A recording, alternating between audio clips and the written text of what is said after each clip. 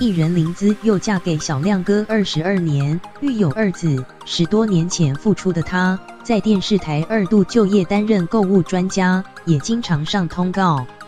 近日林姿又和名嘴好友吕文婉一起到餐厅用餐，却遇上一群年轻人大声叫嚣，好意劝阻后对方仍不听，甚至很像林姿又名人了不起，过气了，让她爆气反击。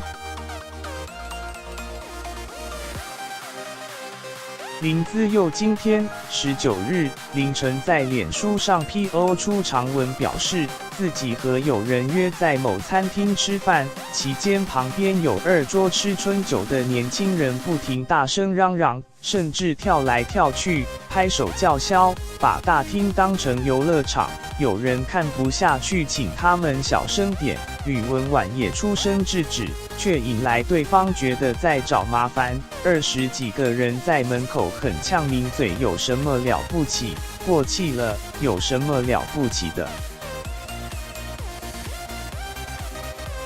对此，林姿又爆气反击，不管你是留学回来的，还是当了不起的大老板，连最基本的餐厅礼仪，大厅公共场合不可以叫嚣吵闹跟奔跑，尊重其他用餐的客人。